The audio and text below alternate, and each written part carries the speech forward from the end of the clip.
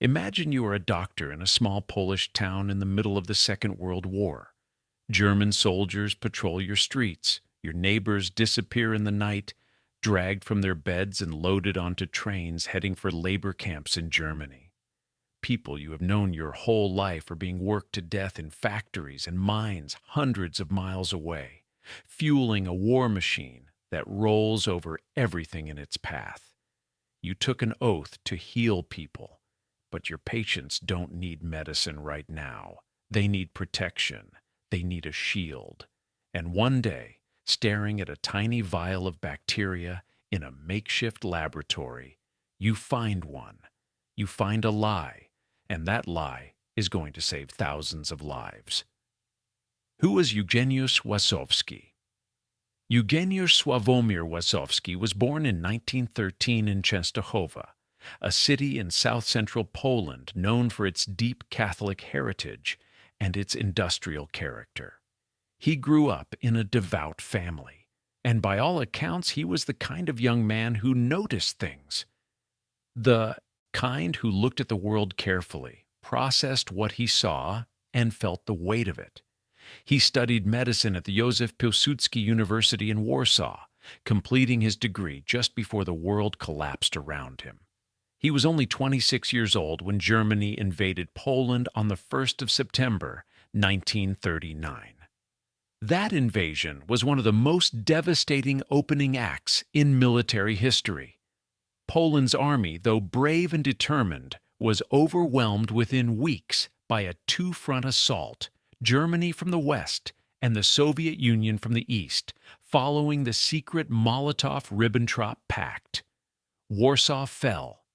The country was partitioned and occupied, and Łazowski, who had been serving as a second lieutenant on a Red Cross medical train, found himself a prisoner of war. But Eugeniusz Łazowski was not the kind of man who stayed a prisoner for long. He escaped from the POW camp. By one account, by scaling the wall and slipping away into the chaos of the occupation. He made his way back to Rozwadów, a small town about 150 miles south of Warsaw, where he reunited with his wife Maria and eventually with their young daughter Alexandra, who would be born there in 1942. He took up work with the Polish Red Cross, which meant he was licensed to practice medicine under the Nazi occupation, a fact that would prove essential to everything that came next. Łazowski's house backed directly up against the fence of the local Jewish ghetto. There were roughly 400 Jewish residents confined in that ghetto, and the conditions were brutal. The Nazis had made it illegal, punishable by death, for any Polish person to render medical assistance to Jews. But Łazowski, who would later say that his medical oath made no distinction between patients, could not simply watch. He devised a system. When someone in the ghetto needed medical help, they would tie a piece of cloth to the fence at the back of his property. That night, under cover of darkness, Łazowski would slip through and treat them, smuggling in whatever medicine he could and fudging his supply records to cover what he had used. He called it his private war, not a war of guns and armies, but of conscience and ingenuity. He was already a man fighting back before the most audacious chapter of his wartime story even began. The world of occupied Poland. To understand what Łazowski and his colleague were about to do, you first have to understand just how completely the Nazis had dismantled life in Poland. From the very beginning of the occupation, the German authorities viewed Poland not as a country to be governed, but as a territory to be exploited and emptied. Hitler's so-called General Plan Ost envisioned clearing the Slavic populations from the east to make room for German colonists. The Poles were classified as subhumans, fit only for labor, at least for as long as they were useful, and useful had a very specific meaning. By 1942, the Nazi labor system had expanded into something enormous and monstrous, At its peak, there were over 7.6 million foreign workers registered in the German Reich, one-fifth of the total wartime labor force. The largest group came from the East, from Poland and the Soviet Union. These were not volunteers. They were taken. Polish men and women were rounded up in raids known as łapanki, sudden violent sweeps through neighborhoods, markets, even churches, and forced onto trains heading for Germany, where they would work in munitions factories, mines, quarries, and farms, under conditions that killed many of them. Nearly 3 million Polish civilians were deported for forced labor over the course of the occupation. Those who tried to escape were hunted. Those who resisted were shot. Helping a worker evade deportation was itself a capital offense. The weight of this system pressed down on every person in occupied Poland every single day. If you were a young Polish man in 1942, you were not safe. If you were a young woman, you were not safe. The sound of German boots on cobblestones could mean the end of your life as you knew it. And in the middle of all of this lived two doctors, trying to find a way to fight back with the only tools they had. The disease that terrified an army here is where typhus enters the story, and it enters it in a very specific and historically important way. Epidemic typhus is caused by the bacterium Rickettsia proaziki. It is spread by body lice, tiny parasites that thrive in conditions of overcrowding, poor sanitation, and cold weather. The louse feeds on a host carrying the bacterium, and then when it bites another person, it passes the infection through its feces, which are rubbed into the wound. Within 1 to 2 weeks, the infected person develops a high fever, severe headaches, a distinctive rash that spreads across the chest and back, and a profound mental disorientation, delirium, confusion, loss of awareness of the world around them. In untreated cases, the fatality rate ranges from around 10 to 40%. Typhus had a deep and terrible history in war. During and after the First World War, an estimated 5 million people died of the disease in Eastern Europe alone. It had ravaged armies, crippled campaigns, and left devastated populations in its wake. Military commanders knew this history, and the German High Command was particularly afraid of it.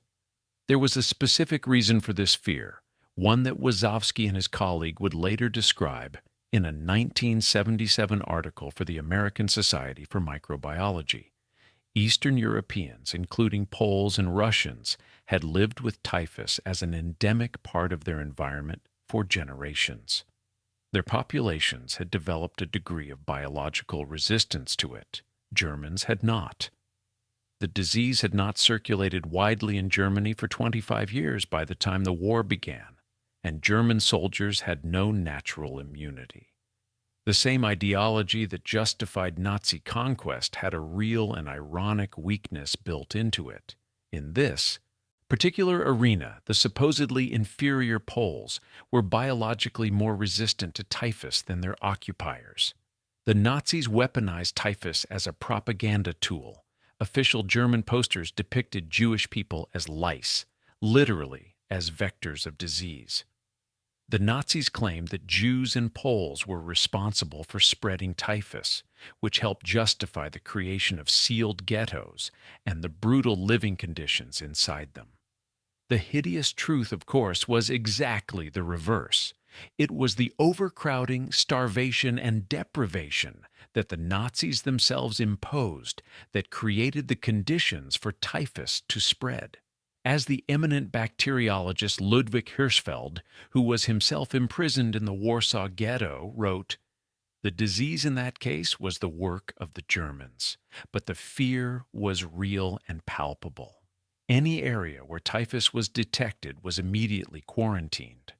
German soldiers were ordered to avoid it. Inspections became superficial. Contact was minimized. The German military understood that a typhus epidemic inside a regiment could destroy it more thoroughly than any enemy assault. In 1942 alone, an estimated 750 Poles died of typhus every single day across occupied Poland. And that number did not make German soldiers want to get any closer. This terror was a vulnerability, and two Polish doctors were about to exploit it completely. The discovery in a backyard shed. Stanisław Matulewicz was Łazowski's friend from medical school. He had also worked with the Red Cross, and by the early years of the occupation he had settled in a small village called Zbigniew, about 6 miles upriver from Rozwadów. Matulewicz was a natural researcher, the kind of doctor who couldn't stop tinkering, couldn't stop asking questions, couldn't leave a problem alone until he had figured it out from every angle. In a makeshift laboratory that he built in a shed behind his house, Matulewicz had taught himself to perform the standard diagnostic test for typhus. That test was called the Weil-Felix reaction, named after two scientists, Edmund Weil and Arthur Felix, who had published their discovery in 1916. The test works on a principle of cross-reactivity. The human immune system, when fighting off true typhus, produces antibodies that also happen to react with a completely unrelated organism called Proteus vulgaris, strain OX19. When you mix a typhus patient's blood serum with a suspension of those Proteus bacteria and apply heat, the mixture clumps together.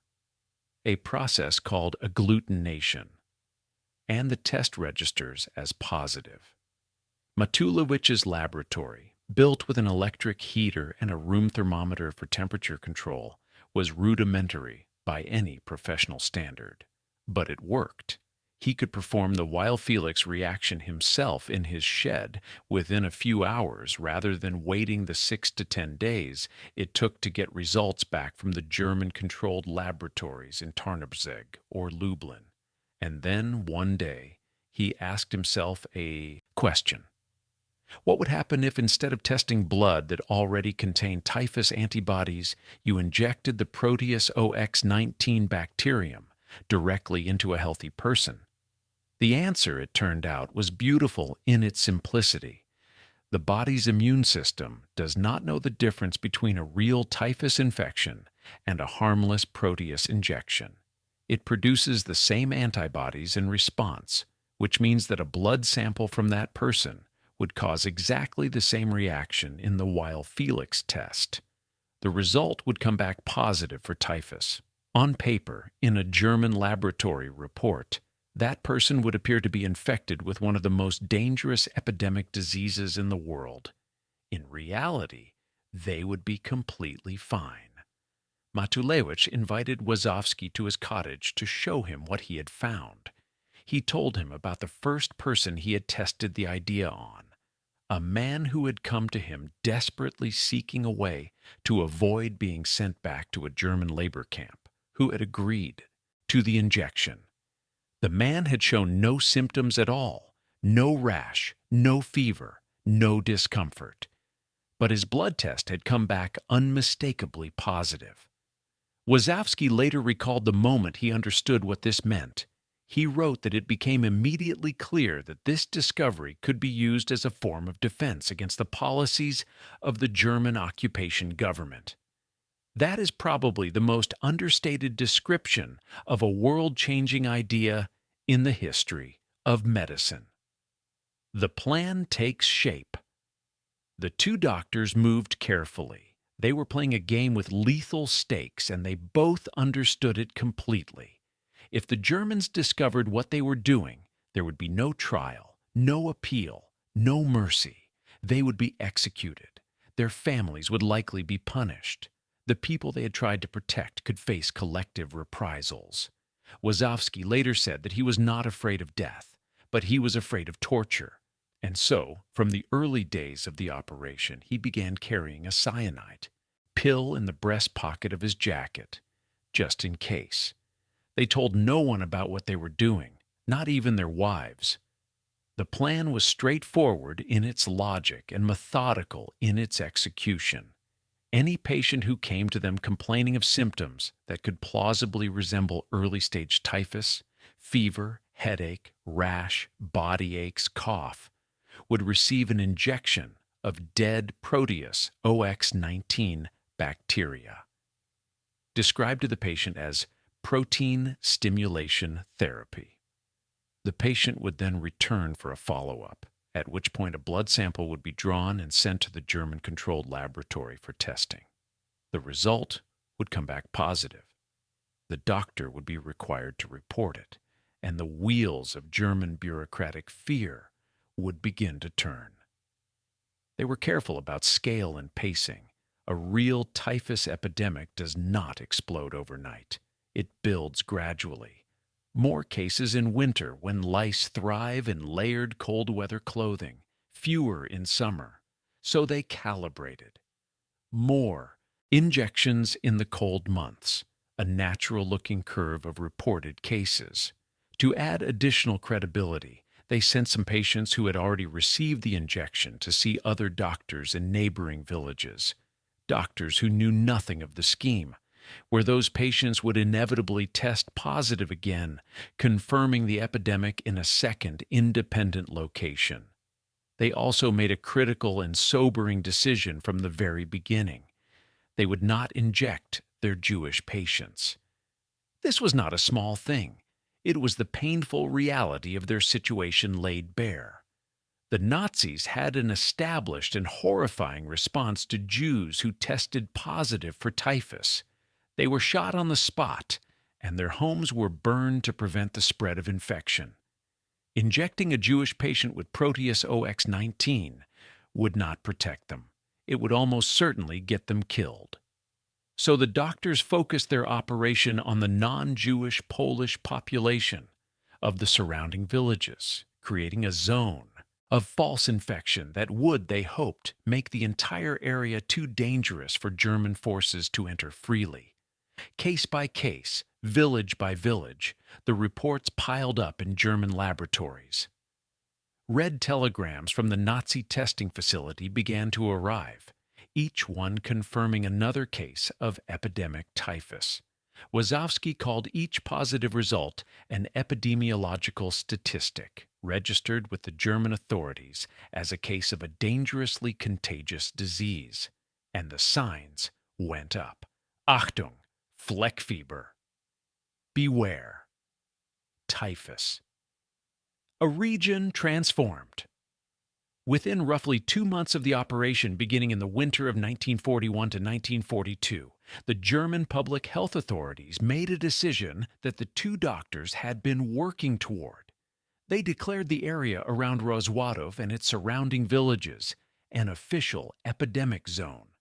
12 villages, encompassing approximately 8,000 people, were placed under quarantine. German soldiers stopped entering. Deportation raids ceased. The young men who would have been seized for labor camps stayed home with their families. The sweeping random łapanki, those sudden violent roundups that had turned every public space into a site of potential terror, largely stopped in the quarantined area. German officers and officials who had business in the region conducted it at arm's length, minimizing direct contact with a population that might infect them with one of the most feared diseases in wartime Europe. One villager later recalled watching the yellow fleck fever warning signs go up on buildings across the town and feeling, for the first time since the invasion, something that resembled safety. Not real safety. The war was still everywhere. The occupation was still brutal, and the consequences of discovery remained lethal, but a kind of breathing room, a lowering of the immediate, constant threat. For over 2 years, the false epidemic continued. Łazowski and Matulewicz kept it alive with quiet precision, timing their injections, managing the curve of reported cases, maintaining the appearance of an outbreak that was persistent but not catastrophic, just dangerous enough to keep the Germans at a respectful distance. All the while, Łazowski carried his cyanide pill. All the while, he told his wife nothing. The night everything almost fell apart. By late 1943, the operation was beginning to attract dangerous attention. The German authorities had a problem that was hard to ignore. There were an enormous number of reported typhus cases in the Rozwadów area, but the death rate was wrong. In a genuine epidemic, a significant percentage of infected patients die.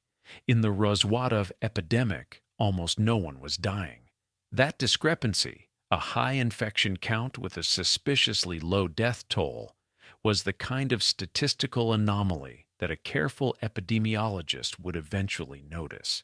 And someone, apparently, had. There was also the matter of Polish collaborators. Not everyone in occupied Poland was a victim or a resistor.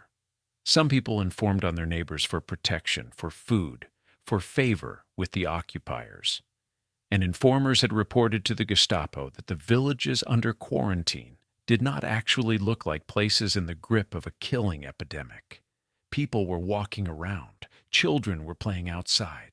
No one seemed to be dying. The Gestapo mobilized. An investigative commission was dispatched, German doctors accompanied by soldiers. Their purpose was to verify whether the typhus epidemic was real. If they concluded it was not, the consequences for Łazowski, Matulewicz, and the entire population would be catastrophic. But Łazowski had been planning for this moment. The Polish resistance network warned him that the inspection team was coming, giving him enough time to prepare. He gathered the oldest, most visibly unwell-looking people he could find in the village, people who were genuinely sick with other ailments and looked the part, and had them all. Given fresh injections of Proteus OX-19, he had them placed in a dirty, dimly lit room, lying in beds, looking as miserable as possible. When the German inspection team arrived, Łazowski met them outside town with a spread of food, Polish vodka, and warm hospitality. The senior German doctors settled in to enjoy the feast. The younger doctors, presumably the ones considered expendable enough to actually go near the typhus patients, were sent to do the examining. And here, the Germans' own fear worked perfectly against them. Those young doctors were so genuinely terrified of contracting typhus, so unwilling to get too close to a room full of lice-ridden patients, that they barely looked at the people in the beds. They took a quick visual survey, drew blood samples from the sickest-looking individuals, and retreated as fast as they could.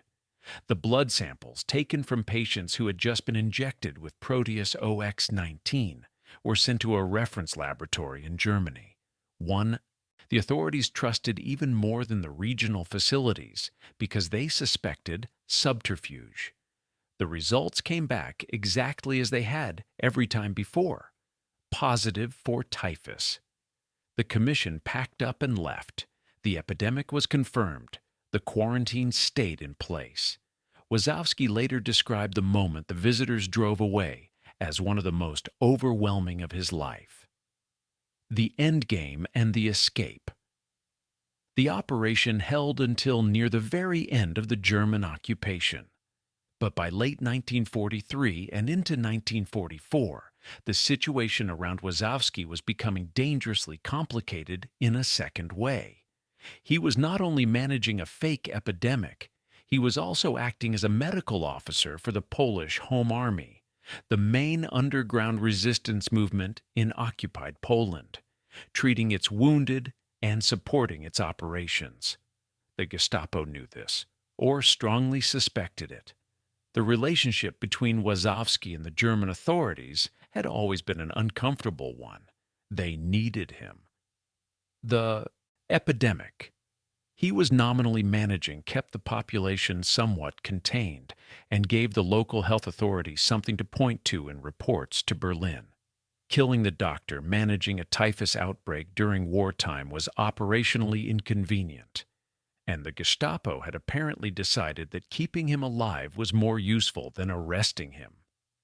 For the moment. But that calculation was changing. The Russian army was approaching from the east across the river from the town. The Nazis, sensing the end, were settling scores. And then came the warning that Łazowski later described as the moment that saved his life. A German soldier he had previously treated as a patient came to him privately and told him that his arrest was imminent. The Gestapo knew what he had been doing with the Home Army. They were coming for him. Łazowski fled with his family just before the Gestapo arrived. As they left the town, he looked back and saw the same soldier who had warned him shooting women, children in the street. He survived. The war ended. Poland fell under Soviet-influenced communist rule, and Łazowski, who had good reason to fear that former collaborators might turn him into the new authorities, kept his silence. He never spoke about the fake epidemic to anyone in Poland, not even his wife Maria, for over a decade. In 1958, with help from a Rockefeller Foundation scholarship, Łazowski and his family emigrated to the United States and settled in Chicago. Only in America, far from the reach of the post-war political machinery in Poland, did he finally begin to tell his story. He confided it to his wife. He rebuilt his medical career, eventually becoming a professor of pediatrics at the University of Illinois at Chicago. He published over 100 scientific papers. He practiced medicine until the late 1980s. It was not until 1977, more than 30 years after the events, that Łazowski and Matulewicz first put the story into writing in an article for the American Society for Microbiology newsletter. They framed it almost entirely in medical and scientific terms, not as a heroic tale, but as an interesting episode in applied immunology. The two men published a fuller memoir together in Poland in 1993 under the title Prywatna Wojna, Private War, Memoirs of a Doctor Soldier. The book made both men famous in their homeland. The legend and the history. Here it is important to be honest about something, because this channel is built on accuracy. The story of the fake typhus epidemic has been widely circulated in the decades since, and in many popular retellings it has been framed as having saved 8,000 Jews. Łazowski himself in his later years did not publicly dispute this characterization when it appeared, but his own memoir, as his daughter Alexandra confirmed when she translated it into English, tells a more careful and complicated story. The truth is that the doctors deliberately chose not to inject Jewish patients, precisely because a Jew who tested positive for typhus would be killed on the spot by the Nazis. The protection the fake epidemic offered was extended to the non-Jewish Polish population of the surrounding villages.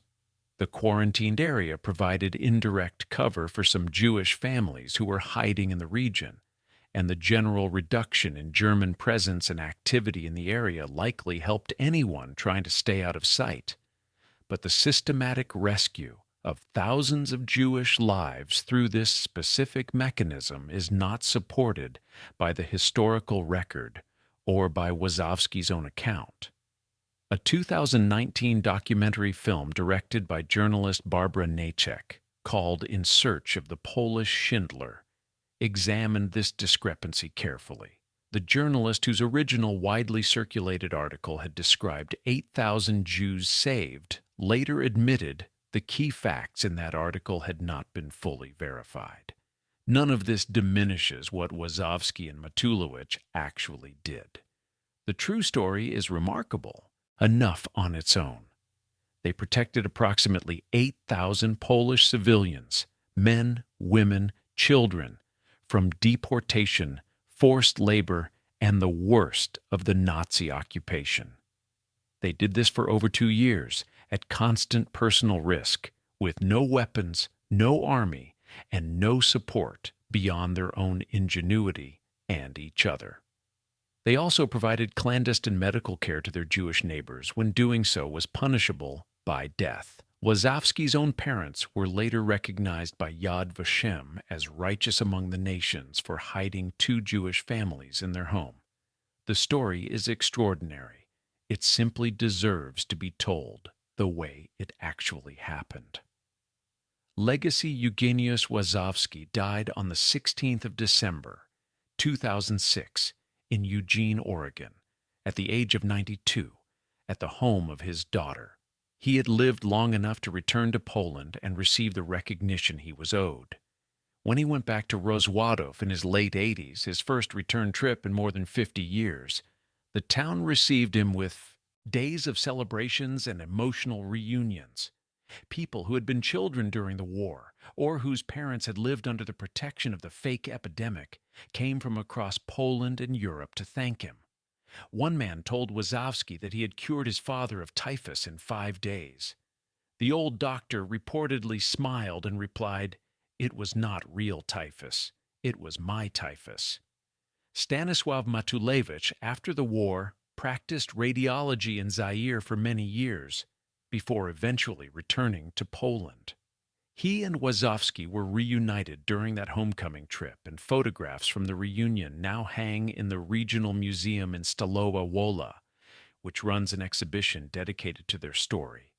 Commemorative plaques on the market square in Rozwadów mark what happened in those 12 villages between 1941 and 1944. A peer-reviewed paper published in the journal Infection in 2025 analyzed the operation in detail and confirmed that what Łazowski and Matulewicz did was not only possible, but medically plausible in every respect. The Weil-Felix test, which was the standard diagnostic tool for typhus at the time, was known to have real limitations. False positives were a documented phenomenon. The two doctors found that flaw and drove through it with absolute precision. What makes this story worth carrying forward is not just the cleverness of the scheme. It is what it says about what human beings are capable of when they refuse to accept powerlessness. Łazowski and Matulewicz were not generals or politicians or armed fighters. They were two doctors in a small town surrounded by an overwhelming occupation with essentially no resources beyond their medical knowledge and their willingness to think differently about the problem in front of them. They found the crack in the system. And they held it open for 2 years, during the darkest period of the war, while almost a fifth of Poland's total population was being killed, while deportation trains ran day and night, while the Gestapo knocked on doors across occupied Europe in 12 small villages in southern Poland. People went about their lives behind a wall of imaginary disease. And they were alive. That is the story of the fake epidemic, the lie that for a time held back the darkness. If you found this story as remarkable as I do, please consider subscribing to WW2 Tales. There are extraordinary stories like this one embedded all through the history of this war. Stories about ordinary people doing extraordinary things with whatever they had. Hit the like button if this video earned it, and ring the notification bell so you never miss an upload. History this rich deserves an audience. I'll see you in the next one.